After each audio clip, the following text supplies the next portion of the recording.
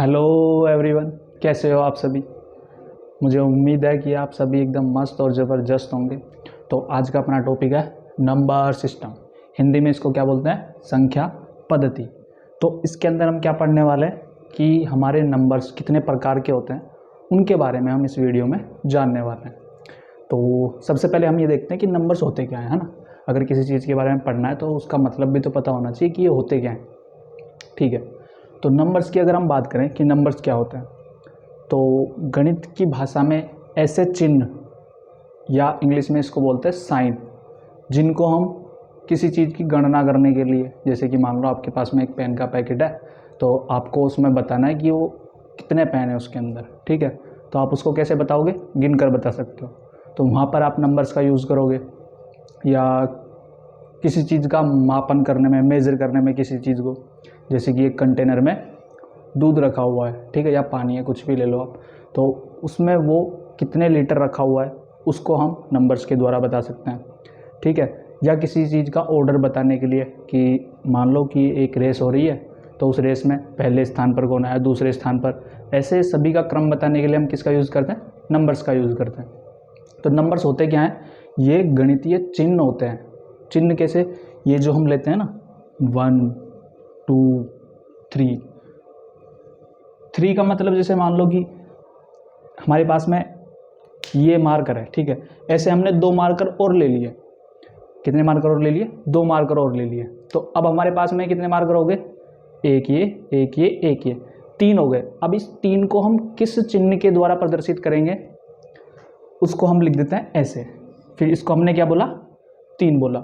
ऐसे पहले तरीके के प्रतीक होते हैं, यानी कि चिन्ह होते हैं। इंग्लिश में इनको हम क्या बोल सकते हैं? साइन होते हैं, जो हमें नंबर्स को रिप्रेजेंट करने का तरीका बताते हैं कि हम इस नंबर को इस साइन से प्रदर्शित करेंगे, है ना। तो ऐसे हम नंबर्स के बारे में हमें जानकारी हुई। ठीक है, अब हम सबसे पहले ये देख लेते हैं एक बार नंबर सिस्टम पढ़ने के लिए कि हमारे पास में ये जो प्रतीक है ये होते कितने हैं, है ना। ये जो साइन है हमारे पास में ये कितने होते हैं। तो देखो, इनको हम डिजिट भी बोल सकते हैं, है ना, अंक भी बोल सकते हैं। 1 2 3 4 5 6 7 8 9 और 0, 10 नहीं 0, है ना। तो ये हमारे पास में टोटल 10 साइन होते हैं नंबर्स को रिप्रेजेंट करने के लिए। इन्हीं के द्वारा हम नंबर्स को रिप्रेजेंट करते हैं। जैसे कि हमने बोला कि 1 को हम किससे दिखाएंगे?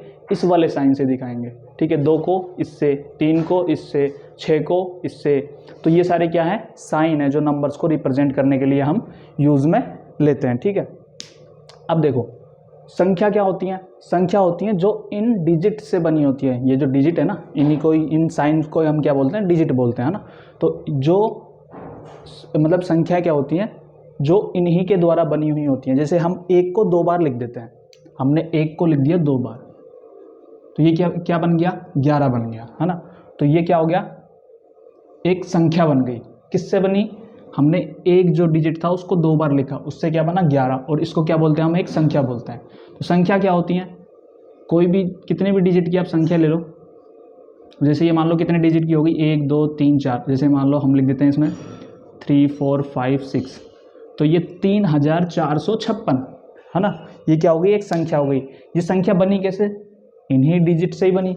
और आप जो भी संख्या बनाना चाहो वो बना सकते हो, उनमें इन्हीं के अलावा और कोई भी डिजिट काम में नहीं आता है ना। इन्हीं डिजिट का यूज़ करके हम संख्या बनाते हैं।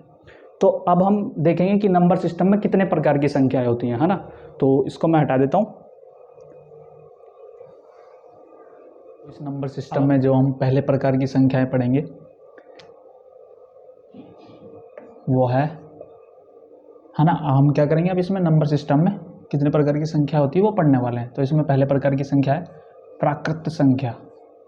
प्राकृत संख्या, ठीक है, इंग्लिश में इसको क्या बोल देंगे? Natural number. ठीक है, तो ये संख्याएं कौन सी होती हैं? देखिए, सबसे पहले ये शुरू होती हैं 1 से। कहाँ से शुरू होती हैं? 1 से। 1, फिर ये आगे बढ़ती हैं 2 3 4 5 6 और ये आगे इसी प्रकार से बढ़ती रहती है ना। कहाँ तक जाती है? अनंत तक जाती है। इनको हम गिन नहीं सकते कि इनका अंत कहाँ पर होता है, तो इसलिए क्या है? अनंत है। इसमें ध्यान रखने वाली कौन सी बात है कि ये शुरुआत कहाँ से होती है? प्राकृत संख्याओं की शुरुआत होती है 1 से। एक के बाद में 2, 3, 4, 5, 6, 7, 8, 9 ऐसे चलती रहती हैं, आगे 100, 1000, लाख, करोड़। ठीक है, तो ये होती है हमारे पास में प्राकृत संख्याएं। ये प्राकृत संख्याएं मतलब आई कैसे, है ना, इनका नाम प्राकृत संख्या कैसे पड़ा? तो वो अगर हम देखना चाहें तो ऐसे देख सकते हैं कि प्रकृति में जो भी चीज़ें होती हैं, है ना, जिनको हम गिन सकते हैं या जो हमारी आंखों के सामने हैं और उनको हम गिन सकते हैं, तो उनको कौन कौन सी संख्याओं के द्वारा हम गिन सकते हैं? इन संख्याओं के द्वारा हम उनको गिन सकते हैं। जैसे कि ये मेरे पास में कितने मार्कर हैं? 1 मार्कर है, तो इसको मैं कैसे दिखा सकता हूँ कि मेरे पास में 1 मार्कर है। ठीक है, अगर मैं 2 मार्कर और ले लूँ, जैसे अभी हमने थोड़ी देर पहले लिया था ना ऐसे, तो अब मेरे पास में कितने मार्कर हो गए? 3 मार्कर हो गए। इसको मैं किससे दिखाऊंगा? इससे। ये देखो, जो भी मेरे सामने चीज़ें हैं जिनको मैं गिन रहा हूँ और मैं अपनी आंखों से देख पा रहा हूँ, उनको हम जिन नंबर से दिखा सकते हैं वो कौन सी संख्याएं होती हैं? कौन से नंबर्स होते हैं? नेचुरल नंबर्स होते हैं, है ना। तो ये होती हैं आपकी प्राकृत संख्याएं। अब इसी में अगर हम दूसरा प्रकार देखना चाहें संख्याओं का, उसको हम बोल सकते हैं पूर्ण संख्याएं। क्या बोलते हैं? पूर्ण संख्याएं। आधी चीजें तो आपको इसके नाम से ही पता चल जाती है ना। पूर्ण संख्याएं, इंग्लिश में इसको क्या बोलते हैं? Whole number, whole numbers. ठीक है, स्पेलिंग पर आप ध्यान मत देना। ठीक है, तो ये हो गए आपके होल नंबर्स। ये कहाँ से शुरू होती हैं? प्राकृत संख्याओं में अगर हम 0 और लिख देते हैं, प्राकृत संख्याओं में अगर हम 0 और ऐड कर देते हैं, तो वो कौन से नंबर्स बन जाते हैं? होल नंबर्स बन जाते हैं। मैं कहना क्या चाह रहा हूँ, ये देखो आप, 0, इसके बाद में मैंने लिख दी प्राकृत संख्या, यानी कि 1, 2, 3, 4, 5 और ऐसे आगे अनंत तक चलती रहेंगी, है ना। तो ये क्या हो गई? पूर्ण संख्याएं हो गई, होल नंबर्स हो गए। ठीक है, अब इसको पूर्ण संख्या क्यों बोला? क्योंकि देखो, अगर मेरे पास में 1 मार्कर था तो मैंने बता दिया कि मेरे पास में 1 मार्कर है, 2 मार्कर थे तो 2 बता दिया, 3 थे 3 बता दिया। लेकिन मैं बोल रहा हूँ कि मेरे पास में 1 भी मार्कर नहीं है, इसको मैं किससे दिखाऊंगा? तो प्रकृति में तो ऐसी कोई चीज़ है नहीं कि है भी नहीं और वो हमें दिख भी नहीं रही। ऐसा होता है क्या? ऐसा ही होता है होने को तो। लेकिन अगर मेरे पास में कुछ भी नहीं है तो बताने की क्या जरूरत है कि मेरे पास में कुछ भी नहीं है ना। तो उसको हम किससे दिखाते हैं? 0 से। गणित में हम उसको किससे दिखाते हैं? 0 से। लेकिन नेचर में तो वो है ही नहीं, तो उसको बताने की जरूरत है नहीं, इसलिए हम प्राकृत संख्याओं में 0 को नहीं लिखते। और जैसे ही हम प्राकृत संख्याओं में 0 को ऐड कर देते हैं तो वो कौन सी संख्या बन जाती हैं? पूर्ण संख्याएं, यानी कि अब संख्याएं पूरी हो जाती हैं। तो इसलिए इसको क्या बोल देते हैं? पूर्ण संख्याएं। तो ये हो गई आपकी पूर्ण संख्याएं और प्राकृत संख्याएं। अब हम अगला प्रकार देखेंगे इसका, इनको मैं हटा देता हूं।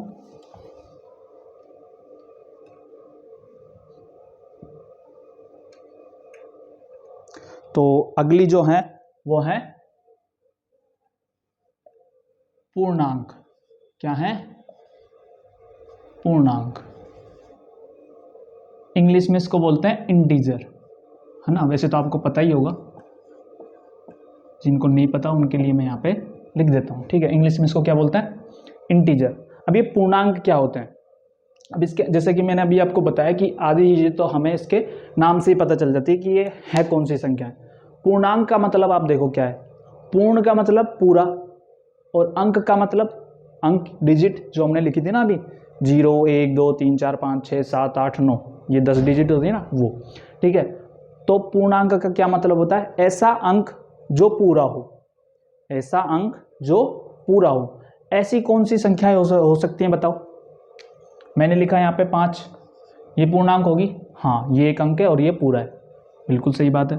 मैंने लिख दिया मान लो 7, ये पूर्णांक होगा? हाँ होगा, पूरा है, आधा नहीं है ना। ऐसा नहीं कि मैं बोलूँ कि 8, तो देखो मैंने 8 का ऐसे लिख दिया तो ये आधा हो गया, अब ये पूर्णांक नहीं। ऐसे नहीं, 8 लिखेंगे तो या तो पूरा ही लिखेंगे या फिर लिखेंगे ही नहीं, ऐसे नहीं। इसका मतलब ये नहीं होता है ना। इसका मतलब क्या होता है? अगर मैं लिख देता हूँ 8.5, ये एक संख्या है क्या? संख्या तो है, हमने पढ़ी भी है, पॉइंटों वाली संख्या है, दशमलव वाली संख्या है ना। 8.5 एक संख्या है, इसका ये है कितना? 8.5 हो गया ना। ये 8.5 मतलब 8.5। तो ये एक संख्या है लेकिन ये पूर्णांक नहीं है, क्योंकि ये ना तो 8 है और ना 9 ही है ना। इसके आगे क्या आएगा, अगर इसमें हम 0.5 यानी कि आधा और ऐड कर दे तो ये 9 बन जाएगा ना, लेकिन ना तो ये 8 ही है और ना 9 है, ये 8 और 9 के बीच में है ना, 8 और 9 के बीच में ही आएगा ना ये, ठीक है। तो ये क्या पूर्णांक होगा, नहीं। पूर्णांक का मतलब क्या होता है, ऐसा अंक जो पूरा हो या ऐसी संख्या जो पूरी हो। जैसे मैं यहाँ पे लिख दूं 12.3, क्या ये पूर्णांक होगा, नहीं होगा, ये पूर्णांक नहीं होगा। क्यों, क्योंकि ना तो ये 12 है, 12 से तो ज़्यादा है, लेकिन 13 से कम है, 13 से कम है ना, 12 से ज़्यादा है, 13 से कम है, 12 और 13 के बीच में कहीं पे आएगा ये, तो ये पूर्णांक होगा क्या, नहीं, क्योंकि ये अंक है, अंक मतलब संख्या तो है लेकिन पूरी नहीं है, इसलिए ये पूर्णांक में नहीं आएगा। तो अब हम पूर्णांक संख्याएं लिखते हैं कि ये कौन कौन सी होती हैं। तो देखो अभी हमने देखी पूर्ण संख्या है ना, वो तो सारी होती हैं, 0, 1, 2, 3, 4 ऐसे आगे अनंत तक ऐसे ही, लेकिन इनके बीच वाली संख्याएं नहीं लेनी हमें, ये ध्यान रखना। जैसे कि 1.5 हो गया, 4.6 हो गया, 3.4 हो गया, ये जो पॉइंटों वाली संख्या है ना जो पूरी नहीं होती, ये वाली हमें नहीं लेनी। हम जो संख्याएं लिख रहे हैं वही लेनी है। जैसे कि 0 ले सकते हैं, हाँ ले सकते हैं, ये एक पूर्ण है। हालांकि 0 का मतलब गणित में तो आम भाषा में बात करें 0 का मतलब तो होता है कुछ भी नहीं, लेकिन उसको हम दिखाते हैं कैसे गणित में, 0 से। तो ये एक पूर्ण है एक तरीके से, है ना, ये जो इसका मीनिंग है वो पूरा है। लेकिन 1.5 अगर हम ले लें तो वो 1 और 2 के बीच में आएगा, तो वो पूर्णांक नहीं होगा, ठीक है। तो हमें कौन सी संख्या लेनी है, 0, 1, 2, 3, 4, 5, 6, 7 ऐसे आगे चलते रहेंगे अनंत तक, है ना, ठीक है। ये हो गई। अब देखो एक प्रकार की संख्याएं और होती हैं, आपने ये देखा होगा ना, -5, -6, ये जो माइनस वाली संख्याएं होती हैं, क्या ये वाली पूर्ण संख्या होगी। आप बोलोगे ये 6 है लेकिन माइनस का है ना, 6 है लेकिन माइनस का है, पूर्ण संख्या तो है। जैसे कि अगर मैं लिख दूं यहाँ पे -100, -100 का मतलब क्या होता है, आप ये देखो पहले, -100 का मतलब होता है कि एक व्यक्ति है, उसके पास में कितने रुपए हैं, 1000 रुपए, ठीक है। अब उसके पास में कुल में 1000 रुपए और वो किसी से 1100 रुपए उधार ले लेता है, 1100 रुपए उधार ले लेता है। तो अब वो उसको लौटाएगा, तो वो 1000 ही तो लौटा सकता है ना, 100 रुपये कहाँ से लौटाएगा, ठीक है। तो 100 रुपये उसके ऊपर क्या हो जाएगा, कर्जा हो जाएगा, मतलब वो 100 रुपये माइनस में चला जाएगा, है ना। तो वो जो 100 रुपये का कर्जा है यानी कि ऋण जो है, उसको हम दिखा सकते हैं ऐसे कि वो अब उसके पास में कितने रुपए हैं, -100। -100 का मतलब क्या हो गया, ऐसे रुपए हैं उसके पास में जो उसके खुद के नहीं है, किसी और के हैं, वो उसने उधार ले रखे हैं यानी कि ऋण पे ले रखे हैं। तो उसको हम कैसे दिखाएंगे, -100। तो ये भी एक तरीके से पूर्ण ही है, पूर्ण ही है ना। ये नहीं है कि ये 99 भी नहीं है और 100 भी नहीं बन पा रहा या 101 भी नहीं बन पा रहा, 100 तो 100 ये पूरा है। तो इसको हम कह सकते हैं कि ये पूर्णांक है ना। तो ऐसी संख्याएं जो नेगेटिव हो लेकिन पूर्णांक हो, मतलब इन्हीं के आगे अगर मैं नेगेटिव चिन्ह लगा दूं तो वो भी पूर्णांक में आ जाएंगी, हाँ बिल्कुल आ जाएंगी। जैसे कि -1 हो गया, ठीक है, -2 हो गया, -3 हो गया। ये ध्यान रखना आप, ये कैसे चलती हैं, उल्टी चलती हैं, है ना। तो ऐसे आगे चलती रहेंगी। तो ये सभी संख्याएं कैसी होती हैं, पूर्णांक संख्याएं होती हैं, ठीक है। अगर आप इसको और अच्छे से समझना चाहो तो आप नंबर लाइन वाला एग्जाम्पल ले सकते हो, है ना। लेकिन नंबर लाइन पे उन्हीं संख्याओं को लेना जो पूर्ण हो, बीच वाली संख्याएं नहीं लेनी, 1 और 2 के बीच वाली संख्याएं नहीं लेनी हमें। नंबर लाइन पे तो सभी संख्याएं होती हैं, लेकिन हमें वही संख्याएं लेनी है जो पूर्ण हो, ठीक है। तो ये हो गई आपकी पूर्णांक संख्या यानी कि पूर्णांक हो गए, है ना। अब जो अगला जो प्रकार है वो अब हम देखते हैं इसके आगे, इसको मैं हटा देता हूं तब तक। अब है आपका चौथा टाइप, इसको बोलते हैं हम परिमेय संख्याएं। परिमेय संख्याएं, इंग्लिश में इसको क्या बोलते हैं, रैशनल नंबर्स, ठीक है। मैं एक बार देखता हूँ वीडियो सही चल रही है ना, ठीक है ना। तो ये हो गया आपका परिमेय संख्याएं। अब ये कौन सी संख्याएं होती हैं, तो देखो ऐसी संख्याएं जिनको हम P/Q रूप में लिख सकते हैं, और P और Q कैसे हों, पूर्णांक हों। और एक और चीज़ आपको याद रखनी है कि Q 0 के बराबर ना हो, पूर्णांक में 0 भी आता है ना, P और Q पूर्णांक तो हों, P और Q पूर्णांक तो हों, लेकिन Q 0 के बराबर ना हो। मैं क्या कहना चाह रहा हूँ, यहाँ पे लिखता हूँ, देखो ऐसी संख्याएं जिनको हम P अपॉन Q रूप में लिख सकते हैं, ऐसी संख्याएं जिनको हम P अपॉन Q रूप में लिख सकते हैं। और यहाँ पर क्या नहीं होना चाहिए, एक पॉइंट आपको क्या याद रखना है कि Q बराबर नहीं होना चाहिए 0 के, Q 0 के बराबर नहीं होना चाहिए, बाकी कोई सी भी संख्या हो सकती है। और P और Q कैसे होने चाहिए, P और Q कैसे होने चाहिए, दोनों पूर्णांक होने चाहिए, पूर्णांक यानी कि इंटीजर होने चाहिए, है ना। ऐसी संख्याएं जिनको हम P अपॉन Q रूप में लिख सकते हैं और P और Q दोनों पूर्णांक होने चाहिए और Q बराबर नहीं होना चाहिए 0 के। तो ऐसी सभी संख्याएं कौन सी होती हैं, परिमेय संख्याएं। अगर हम उदाहरण लेना चाहें तो देखो 1/2 ये P अपॉन Q रूप में लिखी हुई है और Q बराबर नहीं है 0 के। Q कौन सा होता है, नीचे वाला, Q बराबर नहीं है 0 के, ये होना चाहिए, ये 0 के बराबर भी नहीं है, ठीक है। P और Q दोनों इंटीजर है, यानी कि पूर्णांक है, P और Q दोनों पूर्णांक होने चाहिए ना, तो P भी एक भी पूर्णांक होता है और दो भी पूर्णांक होता है, तो ये कैसी संख्या हो गई, परिमेय संख्या हो गई, ठीक है। अब मैं लिख देता हूं यहां पर 5, ठीक है। अब ये परिमेय संख्या है या नहीं है, बताओ, ये परिमेय संख्या है या नहीं है। आप बोलोगे कि ये P अपॉन Q रूप में लिखी हुई नहीं है ना, तो इसलिए परिमेय संख्या भी नहीं होगी, नहीं, ये P अपॉन Q रूप में लिखी हुई है। देखो ध्यान से, अगर किसी भी संख्या के नीचे कुछ भी नहीं लिखा हो, यानी कि हर में कुछ भी नहीं लिखा हो, तो वहां पर हम 1 लगा सकते हैं, लगा सकते हैं ना, वहां पर हम 1 लगा सकते हैं। अब देखो ध्यान से, हमने लिखा पहले क्या थी, ये 5 थी, 5 के नीचे हमने 1 लगा दिया, और इसका मतलब कुछ बदलेगा क्या, नहीं बदलेगा। 5 में अगर आप 1 का भाग दोगे तो 5 ही आएगा ना, 5 में 1 का भाग दोगे तो 5 ही आएगा। तो ये वो की वही संख्या बनी हुई है, इसमें हमने कुछ भी बदलाव नहीं किया, बस इसके नीचे 1 लिखा है। अब ये P अपॉन Q रूप में लिखी हुई है क्या, हाँ, P अपॉन Q रूप में लिखी हुई है। Q बराबर नहीं है 0 के, नहीं है 1, क्योंकि किसके बराबर है, 1 के बराबर है। और P और Q दोनों पूर्णांक है क्या, 5 और 1 दोनों पूर्णांक है क्या, हाँ, दोनों पूर्णांक है, तो ये भी क्या हो गई, परिमेय संख्या हो गई, ठीक है। अब मैं लिख देता हूं, देखो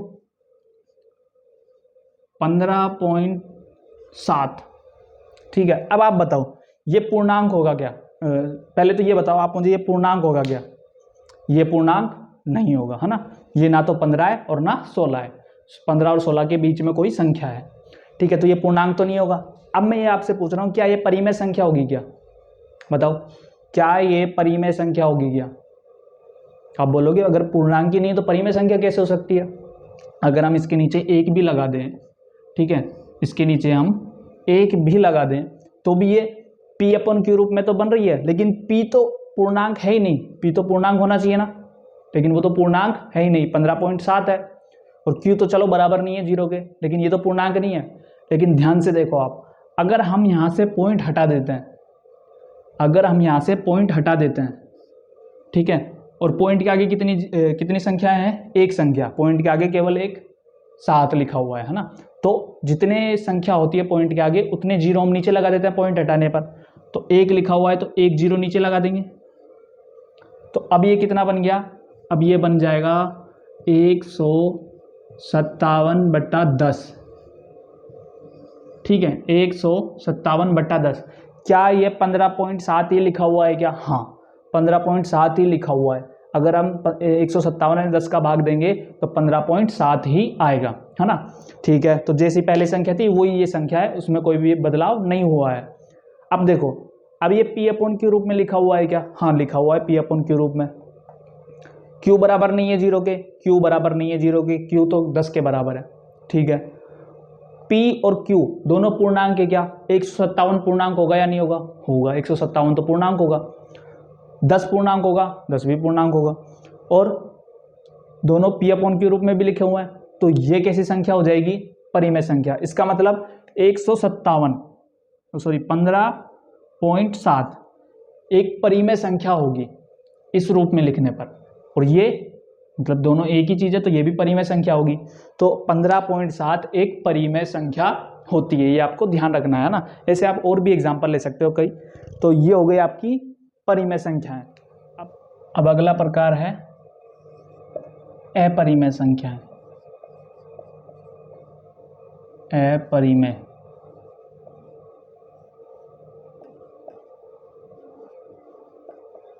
संख्याएं, इंग्लिश में इनको बोलते हैं इरेशनल नंबर्स। ठीक है, तो देखो परिमेय संख्याओं के विपरीत ये वाली संख्याएं होती हैं।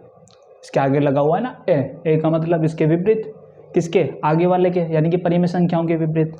परिमेय संख्याएं हमने जब परिभाषा बताई थी आपको, तो हमने बोला था कि परिमेय संख्याएं वे संख्याएं होती हैं जिनको हम P/Q रूप में लिख सकते हैं, है ना।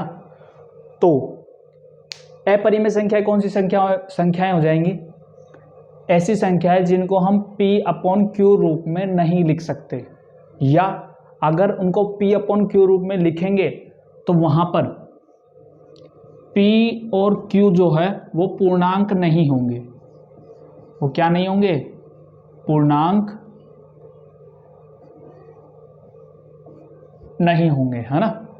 P और Q यहाँ पर पूर्णांक नहीं होंगे, तो वो कौन सी संख्या हो जाएंगी? अपरिमेय संख्याएं। जैसे कि हम उदाहरण लेना चाहें, मैंने बोल दिया आपसे कि √2, √2 ये परिमेय संख्या है या अपरिमेय संख्या है? आप बोलोगे कि इसके नीचे कुछ भी नहीं है तो हम 1 लगा लेते हैं। इसको हमने P/Q रूप में लिख दिया, ठीक है। उसके बाद में P और Q पूर्णांक है क्या? P पूर्णांक है क्या? P तो पूर्णांक नहीं है। √2 ये बराबर होता है 1 पॉइंट समथिंग, है ना। ये 1 पॉइंट कुछ के बराबर आता है ना। तो ये क्या होता है? एक पूर्णांक नहीं होता है। तो P तो पूर्णांक नहीं है, Q पूर्णांक है, लेकिन पूर्णांक तो दोनों होने चाहिए परिमेय संख्याओं के लिए। तो ये परिमेय संख्या नहीं है। तो ये वाली कौन सी संख्याएं हो जाती हैं? अपरिमेय संख्याएं। कौन सी संख्याएं हो जाती हैं? अपरिमेय संख्याएं। तो अपरिमेय संख्याएं कौन सी होती हैं? वे संख्याएं जिनको हम P/Q रूप में नहीं लिख सकते, या अगर लिख सकते हैं तो वहां पर P और Q में से कोई भी एक पूर्णांक नहीं होगा, या दोनों ही नहीं होंगे। ठीक है, जैसे मैं लिख देता हूं यहाँ पर √2 अपॉन में √3। ठीक है, तो ये भी एक अपरिमेय संख्या है, क्योंकि ये P और Q यहाँ पर तो दोनों ही पूर्णांक नहीं है। तो ऐसी संख्याएं जिनको हम √ के अंदर लिखते हैं, ठीक है, और उनका पूर्ण वर्ग नहीं होता। जैसे कि ये भी ध्यान रखना पड़ेगा आपको, अगर मैं √ के अंदर 4 लिख देता हूँ तो ये तो 2 के बराबर होता है ना, तो ये क्या हो जाएगी? पूर्ण संख्या हो जाएगी, पूर्णांक हो जाएगा। तो ऐसी संख्याएं जिनका पूर्ण वर्ग नहीं होता और उनको हम √ के अंदर लिख देते हैं, तो वो सभी कौन सी संख्याएं होती हैं? अपरिमेय संख्याएं होती हैं, है ना। तो ये हो गई आपकी अपरिमेय संख्याएं। अब देखो जितनी भी हमने संख्याएं पढ़ी ना, उनको हम एक चार्ट के द्वारा लिख के देखते हैं। हमने पढ़ा उसको हम एक चार्ट में बनाते हैं। हमने पढ़ा नंबर सिस्टम की संख्याएं पढ़ी, ठीक है। इसमें पढ़ी हमने 2 प्रकार की संख्याएं। कौन कौन सी? परिमेय संख्याएं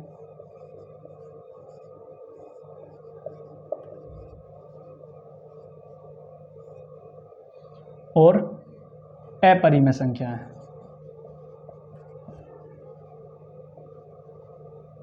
अपरिमेय संख्याएं, ठीक है। उसके बाद में इससे पहले हमने क्या पढ़ा? पूर्णांक। क्या पढ़ा? पूर्णांक।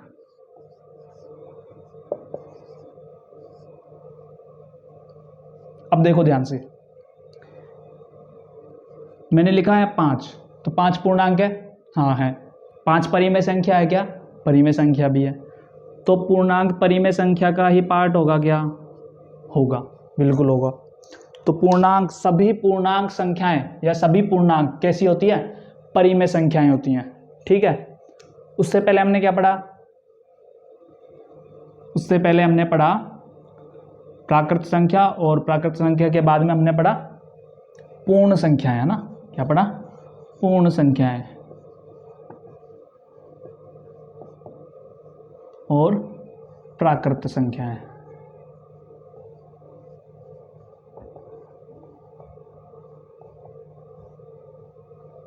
अब देखो पूर्णांक कौन कौन से होते हैं, सबसे पहले हम ये देख लेते हैं पूर्णांक कौन कौन से होते हैं।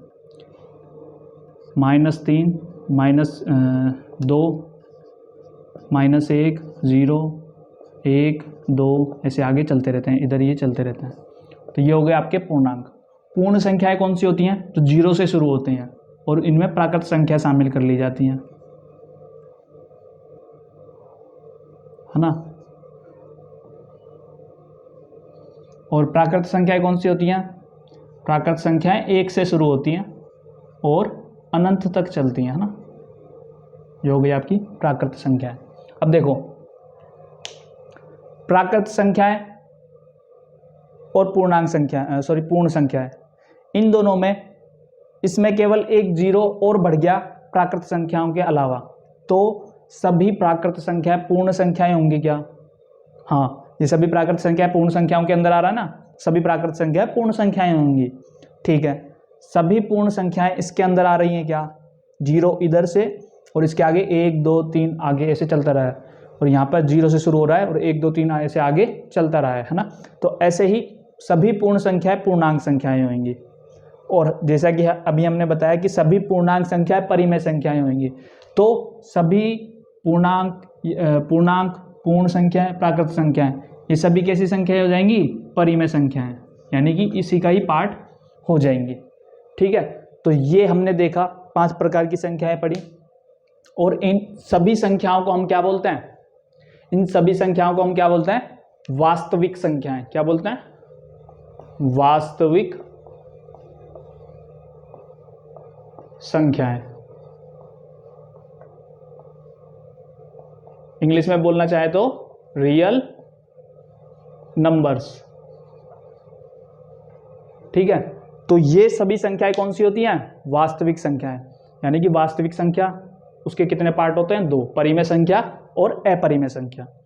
अपरिमेय संख्या कितने प्रकार की होती है, नहीं, अपरिमेय संख्या तो हमने देख लिया, अभी देखा था कौन कौन सी होती हैं। लेकिन यहाँ पर परिमेय संख्याओं की ये पार्ट और होते हैं, पूर्णांक संख्याएं, पूर्ण संख्याएं यानी कि पूर्ण संख्या, यानी इसको पूर्णांक बोलते हैं, पूर्णांक, पूर्ण संख्याएं और प्राकृत संख्याएं। ठीक है, ये सभी कैसी होती हैं, वास्तविक संख्याएं होती हैं। यहाँ पर एक चीज और देख लो आप, ये पूर्णांक संख्याएं भी 3 भाग में डिवाइड होती हैं। एक होती है नेगेटिव नंबर, जिनको हम क्या बोलते हैं, -1, -2, -3 ऐसे आगे चलते रहते हैं, है ना। एक होता है पॉजिटिव, 0 से इधर वाले सारे नेगेटिव, 0 से आगे वाले सारे पॉजिटिव, 1 2 3। ठीक है, एक होता है नॉन नेगेटिव नॉन पॉजिटिव, जो नेगेटिव भी नहीं होता और पॉजिटिव भी नहीं होता। इसको मैं कैसे लिख देता हूँ, non negative and non positive. ये क्या होता है, ये होता है 0। ठीक है, 0 पॉजिटिव भी नहीं होता और नेगेटिव भी नहीं होता, ये आप छोटी सी बात याद रखना। तो ये है पूरा नंबर सिस्टम जो हमने देखा आज इस वीडियो में। तो मुझे विश्वास है कि आपको ये पूरा अच्छे से एक्सप्लेनेशन समझ में आया होगा। तो मिलते हैं फिर किसी नए टॉपिक के साथ में, तब तक पढ़ते रहें और सीखते रहें।